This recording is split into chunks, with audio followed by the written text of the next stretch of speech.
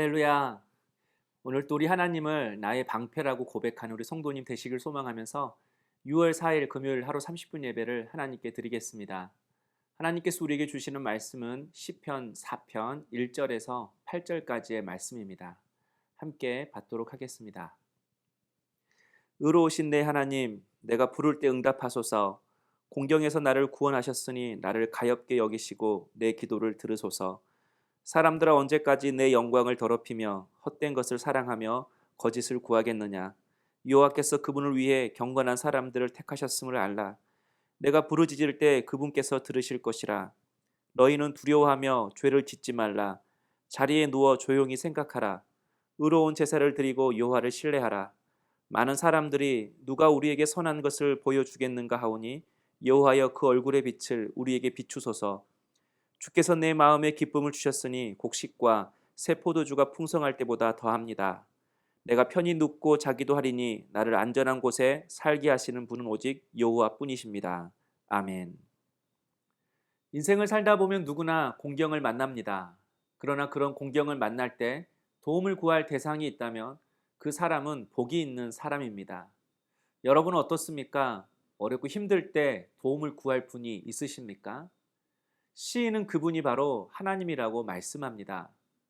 무슨 연유에서 그랬는지는 확실히 모르지만 시인은 지금 어려운 공경 중에 있는 것 같습니다. 2절에 사람들아 라고 말하는데요. 이 말은 힘이 있는 아들들아, 그런 뜻입니다. 힘과 권세가 있는 권력자나 부유한 사람들을 가리킬 때 쓰이는 단어입니다. 아무래도 지금 시인은 힘이 있는 사람들로부터 모욕을 당하고 모함을 당하고 있는 것 같습니다. 그런데 본문을 살펴보면 자신의 믿음 생활 때문에 지금 그런 공경에 처해 있음을 알 수가 있습니다. 3절이죠. 여호와께서 그분을 위해 경건한 사람을 택하셨음을 알라. 내가 부르짖을 때 그분께서 들으실 것이라. 하나님께서는 반드시 경건한 자의 기도를 들으실 것이라고 시인은 말하고 있습니다. 바로 자기 자신이 하나님이 선택하신 경건한 자라고 말씀하고 있는 것입니다. 시인은 2절 말씀에 나오는 사람들처럼 세상의 헛된 것을 사랑하지 않았습니다. 또 거짓을 구하지 않았습니다. 이처럼 삶의 목적이 다르고 삶의 방식이 다르니 세상 사람들에게 이 시인은 아마 가시처럼 느껴졌을 것입니다. 같이 부정한 일을 하고 같이 거짓을 말하고 같이 험담하고 같이 즐거워야 하는데 시인은 그러지 않은 것입니다. 어떻게 그럴 수 있을까요? 7절에요.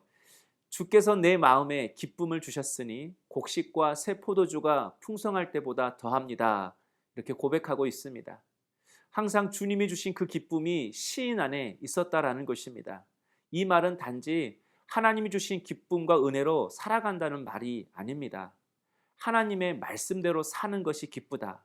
하나님의 뜻대로 행하는 것이 나의 기쁨이다. 그런 고백인 것입니다. 그래서 세상의 방식대로 살면 더 많은 곡식과 새 포도주를 얻을 수 있지만 시인은 그렇게 살지 않은 것입니다. 그런 의미에서 단지 성경을 읽었다고 또 예배에 참석했다고 기도를 했다고 하나님과 교제했다고 말할 수 없습니다. 물론 그 또한 우리의 신앙에 있어서 중요한 것이지만 하나님과 교제하며 살아가는 사람은 그 안에서 반드시 하나님의 인격, 그분의 생각과 그분의 성품이 드러나게 되어 있습니다. 한마디로 거짓을 행하지 않습니다. 헛된 것을 구하며 살지 않습니다. 또 염려나 걱정 때문에 세상의 방법을 따라 행하지도 않습니다. 오히려 매 순간 하나님께 도움을 구하며 살아갑니다.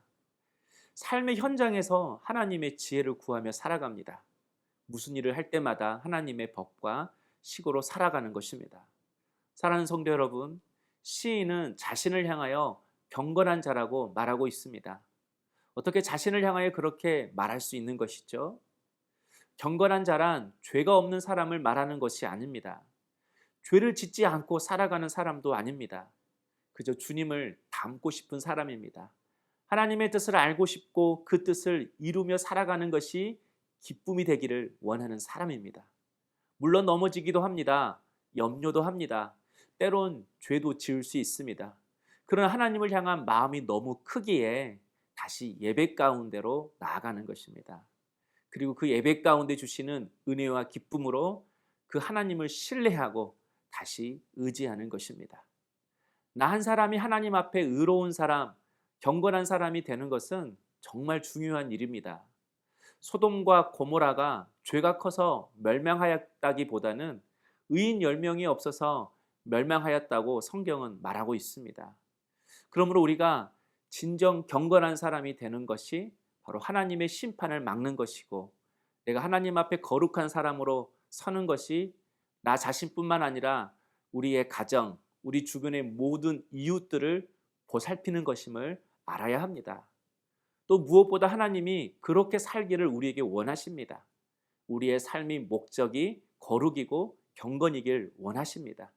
그럴 때만이 하나님이 주시는 진정한 평안을 우리가 누리며 살 수 있기 때문입니다.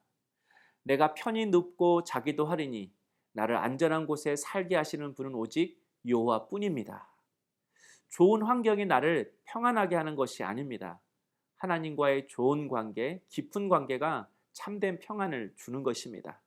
지금 내 삶에 부족한 것이 없어도, 또 일이 잘 된다 할지라도 왠지 모를 염려가 나를 붙들고 있고 계속해서 내 마음이 세상을 향하려고 있다면 하나님과의 관계를 다시 한번 점검할 수 있기를 원합니다. 또한 거룩한 삶을 위해 세상의 거짓과 세상의 방식과 세상의 유혹과 싸우며 살아가고 있는지 우리의 삶을 살펴볼 수 있는 우리 성도님 될 수 있기를 주님의 이름으로 축복합니다. 기도하겠습니다. 사랑의 주님, 주님 뜻대로 살아가는 것이 나의 기쁨이요, 주님의 뜻을 행하는 것이 내 삶의 소망이 되는 그런 경건한 사람이 될 수 있도록 역사하여 주시옵소서. 감사하고 예수님의 이름으로 기도드립니다. 아멘. 오늘의 추천 찬양은 강물같이 흐르는 기쁨이라는 찬송입니다. 주님이 주시는 참된 평화가 항상 마음속에 넘치시는 우리 성도님 되시길 소망합니다. 강물같이 흐르는 기쁨 성령 강림함이라 정결한 맘 영원하도록 주의 거처 되겠네. 주님 주시는 참된 평화가 내 맘속에 넘치네. 주의 말씀에 거센 풍랑도 잠잠하게 되도다. 나의 생명